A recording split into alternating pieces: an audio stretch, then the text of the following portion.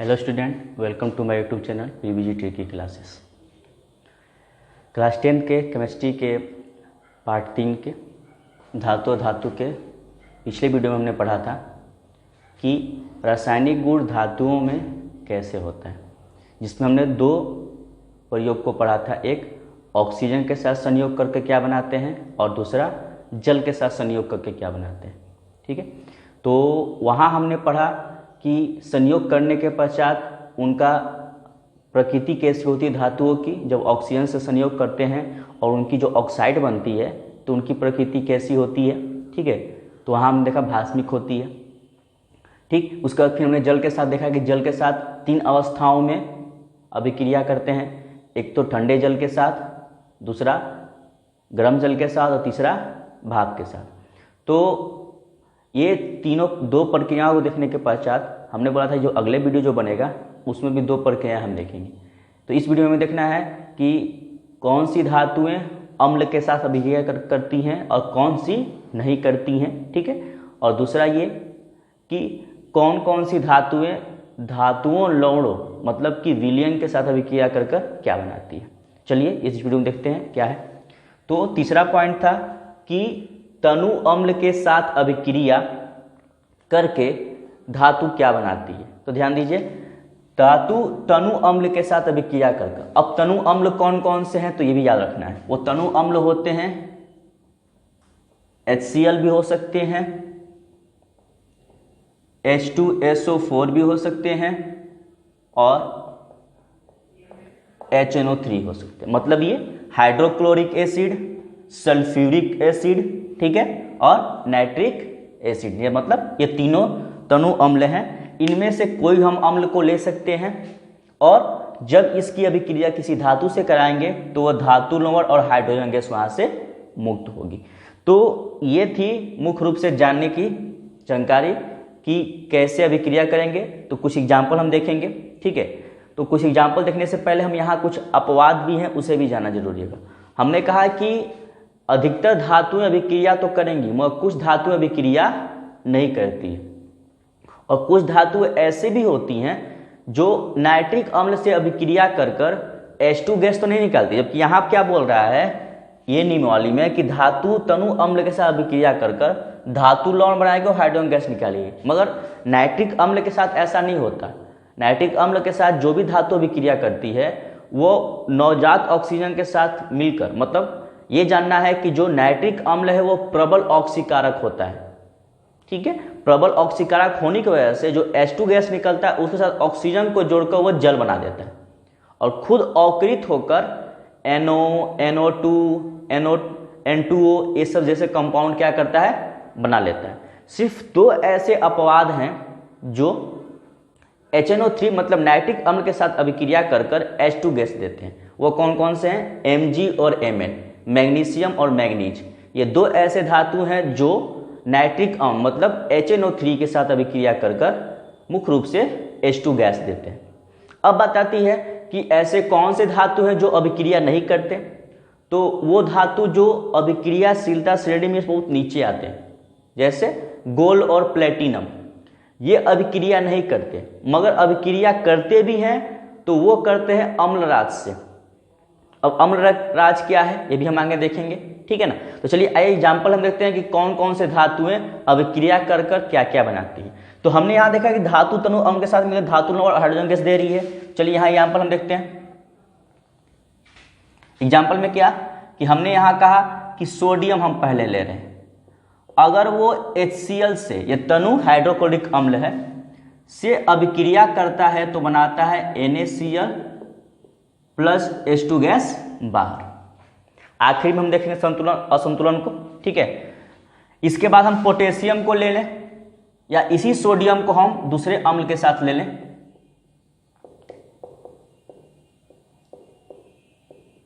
H2SO4 के साथ, तो ये बनाएगा Na2SO4 प्लस यहां से कौन सी गैस बाहर निकल जाएगी? H2 गैस बाहर। फिर आगे हम देखेंगे पोटेशियम को ले लिया जाए HCl से, तो ये बनाएगा KCl और कौन सा गैस बाहर, H2S बाहर। वहीं हम पोटेशियम को अगर H2SO4 से अभिक्रिया कराएं तो ये बनाएगा K2SO4 और H2 गैस बाहर। उसी तरह हम मैग्नीशियम को ले लें और HCl से अभिक्रिया कराएं तो ये बनाएगा MgCl2 और H2 गैस बाहर। फिर इसी Mg को हम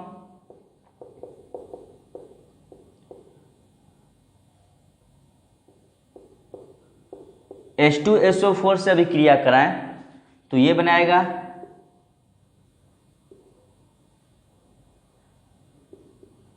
MgSO4 का whole twice plus H2 gas बाहर। तो ऐसे अभिक्रिया कराते कराते एल्युमिनियम है, जिंक है, एल्युमिनियम को ले लें हम HCl से कराने के लिए तो ये बनाएगा AlCl3 प्लस H2 गैस बाहर। उसी एल्युमिनियम को अगर हम H2SO4 से कराएं, H2SO4 से कराएं तो ये बनाएगा Al2SO4 का होल ट्राइस और H2 गैस बाहर। इसके अलावा हमें यह भी देखना है कि सक्रियता श्रेणी क्या कहती है, जो हम अगले वीडियो में पढ़ेंगे। सक्रियता श्रेणी बोलती है जो हाइड्रोजन मीडिएटर का काम करता है, मध्यवर्ती का काम करता है। तो हाइड्रोजन से ऊपर जितने भी तत्व होते हैं, मतलब जितने भी धातु होते हैं, वो हाइड्रोजन से नीचे वाले धातु को विस्थापित कर सकते हैं, उन्हें हटाकर अपना एक यौगिक बना सकते हैं। ठीक है, तो विस्थापित कौन करेगा, ये बात ध्यान देना है। विस्थापित वही करेगा जो अधिक अभिक्रियाशील वाले, कम अभिक्रियाशील वाले को विस्थापित करेंगे। तो यहां हमने एल्युमिनियम को देखा, कुछ एग्जाम्पल हम और देखेंगे, जैसे Fe है, कॉपर है। ठीक है, तो यहां हम देखते आएंगे फिर, तो इनको हम क्या कर लें, संतुलन कर लें। ठीक है, क्या कर ले, संतुलन। तो यहां देखिएगा सोडियम कितना है, 1, यहां भी 1 HCl, यहां हाइड्रोजन को 2 होना चाहिए। जब ये 2 होगा तो क्लोरीन भी 2 होगा और इसके लिए सोडियम भी 2। फिर अगले बार देखते हैं H2SO4। तो यहां से हम देखते हैं कि सोडियम 2 है, यहां भी 2 है, हाइड्रोजन 2 का 2, सल्फेट 1 का 1, संतुलन हो गया। फिर यहां हम देखते हैं पोटेशियम के लिए, तो सेम प्रोसेस यहां भी 2 होगा, यहां भी 2 और यहां भी 2 कर लेंगे बैलेंस से। यहां देखिए पोटेशियम 2, तो यहां के लिए हम 2 कर लेंगे। ठीक है, इसके बाद आगे देखें H2 यहां 2, यहां SO4 1, ये भी संतुलन हो गया। Mg को देख लें, तो यहां जो मैग्नीशियम है, यहां जो मैग्नीशियम है वो 1 और 1 है, मगर हाइड्रोजन की वजह से यहां हम 2 लिख लेंगे, तो यहां भी 2 रखना पड़ेगा। ठीक है, तो बैलेंस होगा। तो यहां हम देख रहे हैं यहां 2 हाइड्रोजन, क्लोरीन 2, तो यहां देखिए क्लोरीन 2 है, यहां 2 हाइड्रोजन, क्लोरीन, मैग्नीशियम 1 1, बैलेंस्ड हो गया, ये संतुलन है। यहां से मैग्नीशियम देखिए तो Mg यहां 1, यहां Mg 1। अब हमको देखना है कि हाइड्रोजन 2 है, मगर सल्फेट को यहां 2 कर दिया गया, तो सल्फेट 2 मतलब यहां हम क्या करेंगे, 2 को जोड़ लेंगे, इसको मैं ऐसे कर देते हैं। 2 हमने यहां ऐड कर लिया, तो हाइड्रोजन कितना हो गया, 4। जब हाइड्रोजन 4 हुआ तो यहां हम क्या कर लेंगे, वापस 2, ये भी संतुलन हो गया। एल्युमिनियम वाले को देख लें, तो यहां देख रहे हैं हाइड्रोजन 2 हो और यहां हाइड्रोजन कुछ नहीं है। तो अगर ऐसा करते हैं हम कि हाइड्रोजन 2 की तुलना में अगर यहाँ 2 लिखेंगे तो क्लोरीन 3 चाहिए, क्लोरीन 3 तो है नहीं मेरे पास, तो ऐसा काम करते हैं, यहाँ हम 2 रख लेते हैं और यहाँ हम एल्युमिनियम की अपेक्षा 2 कर लेते हैं। तो क्लोरीन कितना हो गया, 6, तो यहाँ हम रखेंगे 6, और हाइड्रोजन 6 हुआ तो 6 के लिए यहाँ पर हम क्या कर लेंगे, 3 कर लेंगे, हो गया संतुलन। उस तरह यहाँ देख लेते हैं, एल्युमिनियम यहाँ की तुलना में 2 है, 2 हम कर लेते हैं। सल्फेट 3 है, तो अगर हम सल्फेट को यहाँ 3 करते हैं तो हाइड्रोजन कितना हो जाएगा, हाइड्रोजन हो जाएगा 6, तो यहाँ हम 3 कर लेंगे, 3H2, तो हाइड्रोजन क्या हो गया 6 हो गया, यहां से दिख रहे हैं सल्फेट 6 सल्फेट की। तो ये कुछ एग्जाम्पल हैं कि मुख्य रूप से अभिक्रिया कर कर क्या बनाएंगे। अभी कुछ और एग्जाम्पल है, तो ये सारे पॉइंट्स कहाँ जाएंगे नोट्स में, वो भी एग्जाम्पल देख लेते हैं कि वो अभिक्रिया करके क्या बनाते हैं। ठीक है,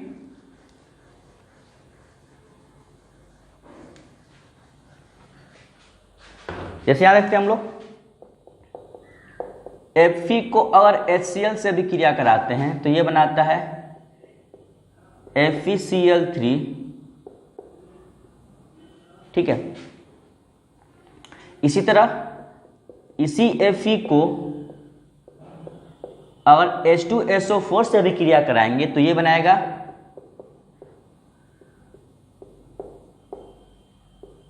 का होल ट्राइस, H2 गैस बाहर, फेरिक सल्फेट।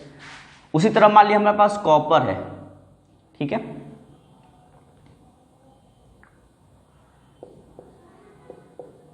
कॉपर को हम HCl से कराते हैं और उसी कॉपर को हम H2SO4 से कराते हैं। यहां ध्यान देने वाली बात होगी, ध्यान देने वाली बात क्या है कि हमने कहा कि हाइड्रोजन से नीचे, जब सक्रियता श्रेणी में पढ़ेंगे हम लोग तो वहां देखेंगे कि हाइड्रोजन से नीचे कॉपर आता है, तो नीचे वाला कभी भी अधिक अभिक्रियाशील धातु को विस्थापित नहीं कर सकता, जबकि हाइड्रोजन इससे अधिक अभिक्रियाशील वाला है, तो ये अभिक्रिया कभी नहीं होगी। इस तरह कभी भी एग्जाम में क्वेश्चन देगा तो याद रखिएगा कि आपको याद क्या करना है कि पहले वाले पोजीशन पर यहाँ, ठीक है, अभिकारक में पहले वाले जगह पर हमको अधिक अभिक्रियाशील वाले धातु रखने होंगे, न कि कम। अगर ऐसा रिएक्शन मिलता है जहां पहले वाले अभिकारक के रूप में कम अभिक्रियाशील वाले और दूसरे में अधिक अभिक्रियाशील वाले धातु मिलते हैं तो वो अभिक्रिया कभी नहीं करेंगे, भूल के भी वो अभिक्रिया नहीं करेंगे। ठीक है, तो ये सारे पॉइंट थे क्या कि मुख्य रूप से धातु तनु अम्ल के साथ मिलकर क्या बनाते हैं। तो ये अपने आप में एक लवण है और बाकी हाइड्रोजन गैस बाहर निकल रहे हैं, तो यहां से इसको भी संतुलन कर सकते हैं आप। Fe क्लोरीन 3, तो क्लोरीन 3 तो होगा नहीं, तो इसके लिए अगर हम यहाँ 2 लिख लें तो यहाँ भी 2 करना पड़ेगा, तो क्लोरीन कितना हो जाएगा 6 और हाइड्रोजन 6 के लिए यहाँ हम 3 ऐड कर लेंगे, संतुलित हो गया। यहाँ भी देख लें Fe कितना है, यहाँ हम 2 करते हैं, तो सल्फेट को अगर हम 3 मानना होगा तो यहाँ हम 3 करेंगे तो हाइड्रोजन कितना हो जाएगा 6, तो यहाँ भी हम 3 ऐड कर लेंगे, हो गया संतुलन। तो ये कुछ उदाहरण थे जो आपको याद रखने होंगे कि जब कभी भी धातु तनु अम्ल के साथ अभिक्रिया करते हैं तो धातु लवण और हाइड्रोजन गैस बाहर निकालते हैं। यहाँ धातु अम्ल दिख रहा है, ठीक है, और ये धातु लवण है, ठीक है, जैसे ferric chloride, ferric sulphate, hydrogen gas बाहर। हमने 2 पॉइंट हमने बताया था कि HNO3 के साथ ऐसा नहीं होता। यहाँ देखते हैं हम लोग क्या बोल रहा है कि नाइट्रिक अम्ल जो HNO3 के साथ किसी धातु की अभिक्रिया होने पर हाइड्रोजन गैस मुक्त नहीं होता। इस पॉइंट को याद रखना है कि हाइड्रोजन गैस मुक्त नहीं होता। एग्जाम में क्वेश्चन पूछेगा कि किस प्रकार के अम्ल के साथ अभिक्रिया करने पर धातु हाइड्रोजन गैस नहीं देते, तो वो है नाइट्रिक अम्ल HNO3, क्योंकि नाइट्रिक अम्ल एक प्रबल ऑक्सीकारक है। यह भी याद करना है कि वो कौन सा अम्ल है जो प्रबल ऑक्सीकारक का काम करता है। मतलब ये कि अपने कंपाउंड से ऑक्सीजन को छोड़ देकर किसी दूसरे कंपाउंड के साथ जोड़कर उसको ऑक्सीकृत कर देता है। तो ऑक्सीकृत करने का मतलब ये कि ऑक्सीजन जहां जुड़ेगा उसका ऑक्सीकरण हो जाएगा। तो प्रबल ऑक्सीकारक का काम कौन कर रहा है, नाइट्रिक अम्ल, ठीक है। और खुद हाइड्रोजन जो मुक्त हो रहा है उस हाइड्रोजन के साथ ऑक्सीजन को जोड़ के वो बनाया जाता है जल। यही बात याद रखना है, जो हाइड्रोजन ऑक्सीकृत जल के में बदल देता है, H2 को जल के रूप में ऑक्सीकृत कर देता है। जैसे ही वहां से ऑक्सीजन निकालेगा H2 के साथ जुड़कर क्या कर देगा, वो जल बना देगा। उसी तरह अब आता है कि जब ऑक्सीकृत कर रहा है तो खुद क्या हो जाएगा, अवकृत, मतलब रिड्यूस हो जाएगा, और रिड्यूस होकर क्या बनाएगा, N2O, NO, NO2, ये सब कंपाउंड बनाएगा।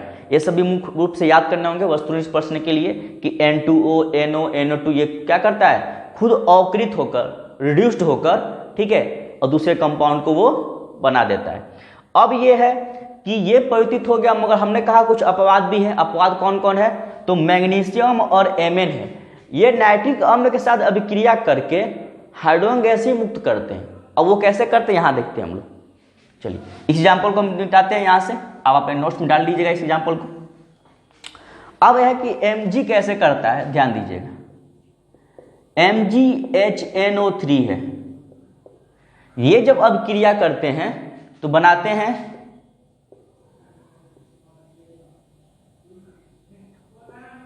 MgNO3 का होल ट्वाइस, ठीक है। और कौन सा गैस बाहर निकलेगा? हाइड्रोजन गैस बाहर निकलेगा। हमने बताया ना ये अपवाद है। नाइट्रिक अम्ल के साथ अभी भी पढ़ा कि नाइट्रिक अम्ल के साथ कोई भी अगर धातु अभिक्रिया करते हैं हाइड्रोजन गैस मुक्त नहीं होता, मगर यह हाइड्रोजन गैस मुक्त हो रहा है, मतलब अपवाद है ये। उसी तरह Mn को ले लीजिए, मैंगनीज को HNO3 से अभिक्रिया कर रहा है तो क्या बनाएगा? MnNO3 का होल ट्वाइस और यहां से हाइड्रोजन गैस मुक्त। अब इसको संतुलित करना है, संतुलित आप कर सकते हैं। यहाँ Mg1 यहाँ Mg1, नाइट्रिक को 2 मोल लिखा गया है जबकि हाइड्रोजन भी 2 मोल है, तो यहाँ हाइड्रोजन 2 मोल कर लेंगे तो नाइट्रिक भी 2 मोल हो गया। यहाँ भी सेम चीज, यहाँ हम 2 कर लेंगे तो हाइड्रोजन भी 2 नाइट्रिक भी 2, बैलेंस्ड हो गया। तो ये 2 अपवाद के रिएक्शन आपको याद रखने होंगे कि Mg जब HNO3 से मतलब नाइट्रिक अम्ल सभी क्या करता है तो H2 गैस निकालता है। ये पॉइंट आपके क्लियर हुए। अब पॉइंट था कि कौन कौन से धातु अम्ल के साथ अभिक्रिया नहीं करते। देखिए, तो वो धातु है गोल्ड और प्लेटिनम। जब अम्ल के साथ अभिक्रिया नहीं करते तो किससे करते हैं, ये भी पॉइंट पूछा आता है, ठीक है। तो वो होता है अम्लराज, उसको क्या बोलते हैं? अम्लराज। इस पॉइंट को भी आप अपने नोट्स में डालेंगे, ठीक है। तो यहां हम देखते हैं अम्लराज किसे कहते हैं। तो याद रखना है कि Au और Pt, जो यहां अगला पॉइंट हम लोग का है कि सोना और प्लेटिनम धातुएं Au और Pt अम्लों के साथ अभिक्रिया नहीं करती, तो करती किसके साथ है? तो वो करती हैं Au और Pt अम्लराज के साथ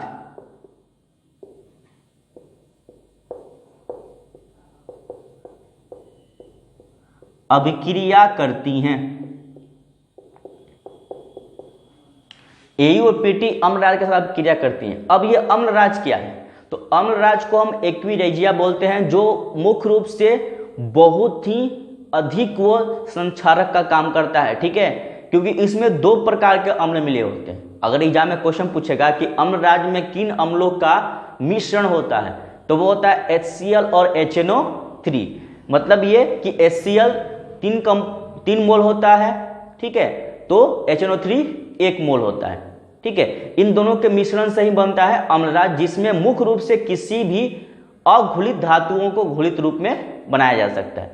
अब यहां क्वेश्चन उठता है कि कैसे Au और Pt घुलित रूप में होते हैं, ठीक है। तो सबसे पहले इस चीज को हम समझते हैं कि अम्लराज हमारे पास जो है वो अम्लराज के अंदर क्या क्या मिश्रण है और किस रिएक्शन के द्वारा ये Au और Pt घुलित रूप में होते हैं। तो चलिए आइए देखते हैं Au और Pt के लिए।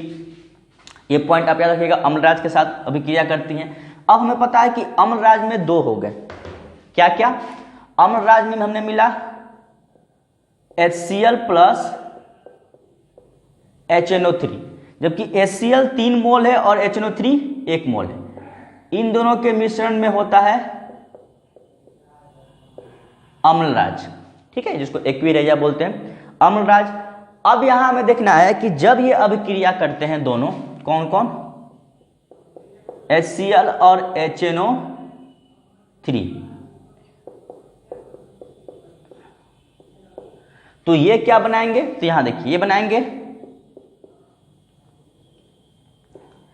NOCl प्लस H2O और क्लोरीन। नवजात क्लोरीन को बाहर निकालते हैं। अब इस चीज को हम संतुलन भी कर सकते हैं, संतुलन कर ले। यहां से HNO3 ऑक्सीजन 3 है, तो यहां से ऑक्सीजन को 3 के लिए हम क्या कर सकते हैं? अगर यहां हम 3 रखते हैं तो हाइड्रोजन कितना हो गया? 6। तो देखिए यहां से ऑक्सीजन 3 1 4, हाइड्रोजन यहां से 2 दिख रहा है, जबकि क्लोरीन हमारे पास 1 1 2। तो 2 क्लोरीन के लिए अगर हम यहां 2 रखते हैं तो हाइड्रोजन 2 1 3 हो जाएगा, जबकि हाइड्रोजन कितना हो रहा है? 6। तो 6 के लिए हम क्या कर सकते हैं? जब यहां 2 है तो अगर हम यहां 2 रखते हैं, ये अगर हम यहां 3 कर लेते हैं, 3 करते हैं, ठीक है, सपोज, या इसको हम 3 मानते हैं, तो क्लोरीन कितना होना चाहिए, 3 होना चाहिए, जबकि क्लोरीन 3 है नहीं। तो यहां से देखिए हम क्या करते हैं कि इस ऑक्सीजन के तुलना में हम लोग इसको संतुलन करते हैं। तो ऑक्सीजन यहाँ 1 और 1 2 है, यहाँ ऑक्सीजन 3 है। तो ऐसा होगा कि इन दोनों को बढ़ाने के लिए अगर हम यहाँ 2 रखते हैं तो 2 ऑक्सीजन 2 2 4 हो जाएगा। तो ये 4 तो होगा नहीं। तो एक काम करते हैं, इसको हम 3 मानते हैं, 3 और 1 4। अगर इसको हम 2 करते हैं तो 2 ऑक्सीजन और 1 3 ऑक्सीजन हो चुका है। अब हमको देखना है कि नाइट्रोजन हमको करना कितना, यहां के तुलना में नाइट्रोजन 2 हो रहा है, जबकि यहां नाइट्रोजन 2 है नहीं। H2 2 है हमारे पास, तो H2 को अगर हम यहां 2 रखते हैं तो ऑक्सीजन कितना हो जाएगा, 6।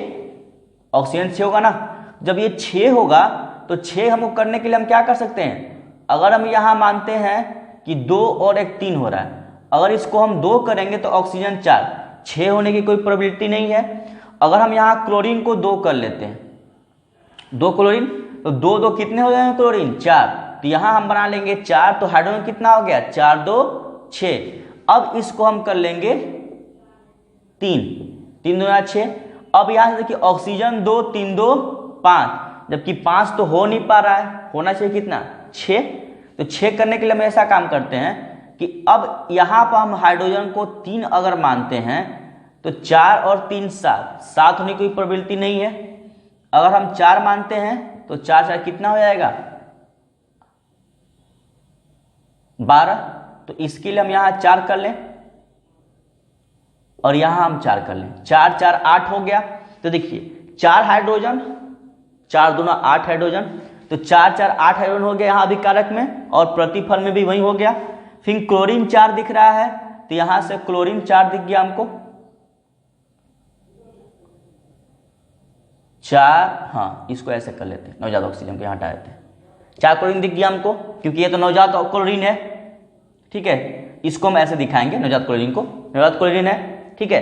तो यहां से जो अभिक्रिया हुआ किसके किसके बीच में, HCl और HNO3 में, तो ये जो नवजात क्लोरीन निकला यही क्लोरीन, याद रखना है कि नवजात क्लोरीन ही AU और PT को घुलाता है, मतलब क्या करता है, विघटित करता है, तोड़ता है।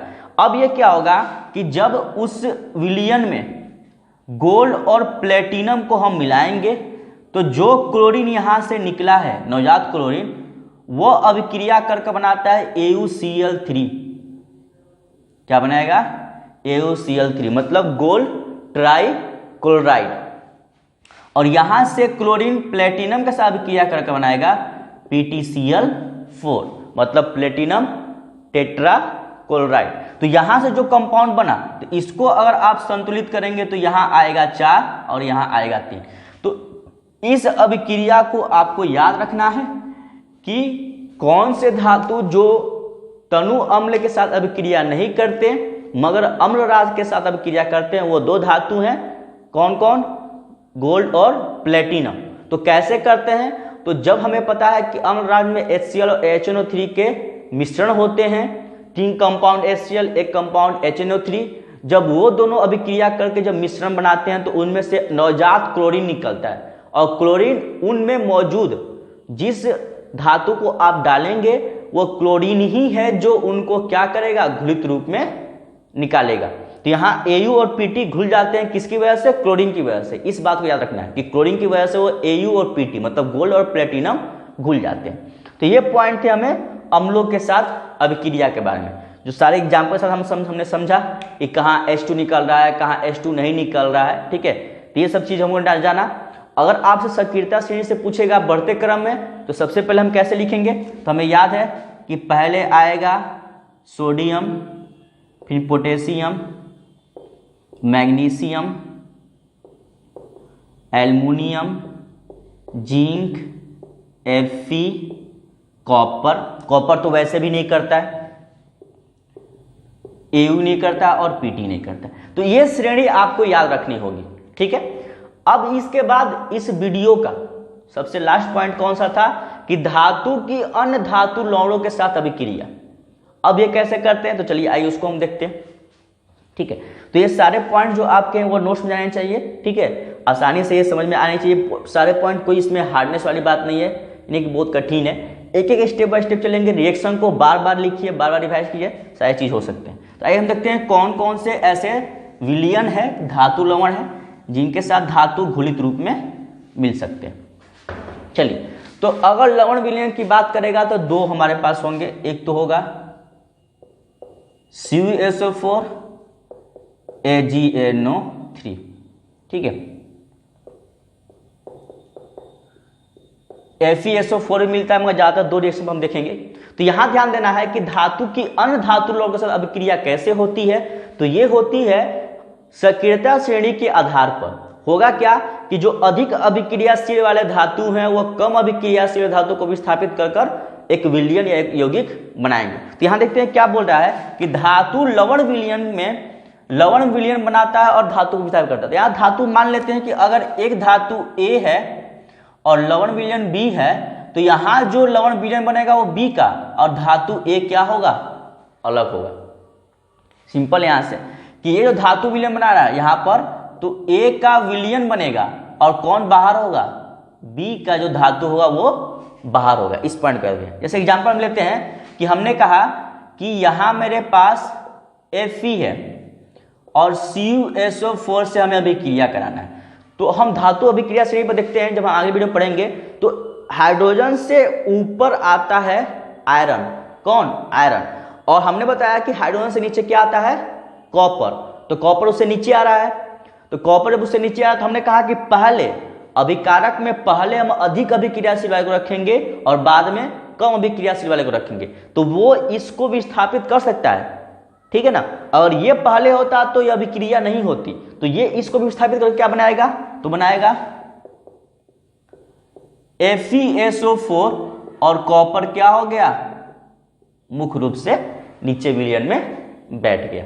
तो ये बना फेरिक सल्फेट, ठीक है, और ये क्या किया, नीचे पैनी में बैठ गया। उसी तरह किसी और अभिक्रिया को हम ले लें। तो अगर हम यहां लेते हैं जिंक, तो जिंक भी क्या है, कॉपर से अधिक अभिक्रियाशील श्रेणी में आता है। तो इसको भी स्थापित करके क्या बनाएगा, ZnSO4 और कॉपर क्या हो गया, नीचे बैठ गया, ठीक है। मगर धातु क्या, याद रखिए कि धातु हमने एक लिया और लवण विलयन में भी धातु एक मौजूद है। विलयन करने का मतलब ये सल्फेट की वजह से विलयन में रूप में है। तो यहां से इस धातु को विस्थापित करके लवण विलयन किसका बन गया, पहले वाले धातु का, और जो B वाले का जो धातु था वो क्या हो गया, बाहर हो गया, मतलब विलयन में जाकर नीचे बैठ गया। उस तरह किसी और को हम ले सकते हैं। अगर हम यहां लेते हैं कि मुख्य रूप से हमने ले लिया एल्युमिनियम को, या हम इसे और भी कम करके ले सकते हैं, ठीक है। अगर हम कॉपर को लेते हैं और यहां हम लेते हैं AgNO3 को, तो देखिए कॉपर अब अधिक अभिक्रियाशील है सिल्वर से। Ag मतलब सिल्वर है, तो सक्रियता श्रेणी में कॉपर Ag से ऊपर आता है। तो ये इसको भी स्थापित कर सकता है, और करके क्या बनाएगा, देखिए तो ये बनाएगा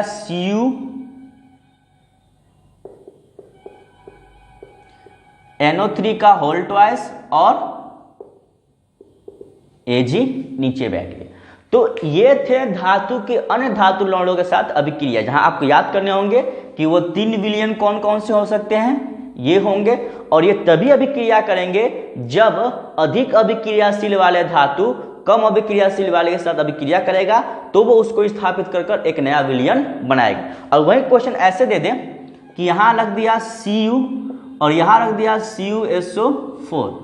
अब ये Ag क्या विस्थापित कर पाएगा, नहीं, Ag कॉपर से नीचे आता है। तो यहां ध्यान देना है कि ये चीज जो अधिक अभिक्रियाशील वाला है वो पहले आए, न कि बाद में। अगर वो बाद में आता है, कौन, कम अभिक्रियाशील वाला, ठीक है, तो कम अभिक्रियाशील वाला बाद में आता, अधिक अभिक्रियाशील पहले है, तो ये अभिक्रिया कर लेगा।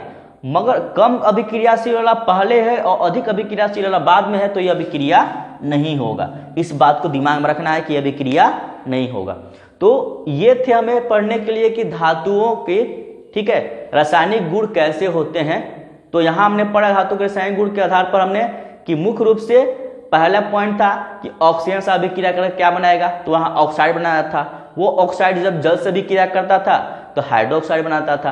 फिर हमने पढ़ा कि जल के साथ अभिक्रिया कैसे करता है। जल के साथ अभिक्रिया करने के लिए 3 अवस्थाएं थी, ठंडा जल, गर्म जल, वाष्प जल, तीनों से अभिक्रिया करके वो मुख्य रूप से क्या बनाता था, तो वहां भी हमने देखा कि मुख्य रूप से मतलब कि लवण बना था और वहां से मुख्य रूप से हाइड्रोजन गैस बाहर निकल रहा था। वहां जब हाइड्रोजन गैस बाहर निकला तो उसके अलावा हमने जब पढ़ा पहले में कि जो हमारा जो धातु के ऑक्साइड है वो H2O से मिल रहे हैं, तो वो भी यहाँ से हम देख सकते हैं कि धातु ऑक्साइड जब ऑक्सीजन से मिलेंगे हाइड्रोक्साइड बनाएंगे। ठीक है, हमने बताया था कि धातुओं की प्रकृति कैसी होती है, भास्मिक। ये जांचने के लिए आप क्या करेंगे, धातु जो ऑक्साइड है उनको जल के साथ अभिक्रिया करा लीजिए, तो वहाँ हमको मिल जाएगा OH ग्रुप मिल जाएगा, मतलब वो भास्मिक है। इसके बाद हमने इस वीडियो में देखा क्या कि धातु के अम्ल के साथ अभिक्रिया करके क्या होती है, कौन से धातु अम्ल के साथ अभिक्रिया करते हैं, कौन नहीं करते हैं, क्या बाहर निकलता है भी ध्यान देना है। इसके बाद लास्ट टॉपिक था कि धातु के अन्य लवणों के साथ अभिक्रिया करके क्या बनाते हैं। ठीक है, तो ये सब थे रासायनिक गुण धातुओं के बारे में। आगे वीडियो में हम पढ़ेंगे तो वहां पढ़ेंगे सक्रियता सीरीज, जहां पर हम इस चीज को ओवरव्यू पूरा देखेंगे, जितने पॉइंट को हमने पढ़ा। तो आई होप आपको पूरे पॉइंट समझ में आए होंगे और इसको अच्छे से पढ़ेंगे आप, क्योंकि बहुत ज़्यादा इंपॉर्टेंट है एग्जाम के व्यू से। हायर क्लास में भी जाएंगे तो बहुत सारे पॉइंट इससे मिलने वाले हैं कि कैसे रिएक्शन करते हैं, कौन क्या मिलता है। ठीक है, फिलहाल मिलते हैं अगले वीडियो में। All the best.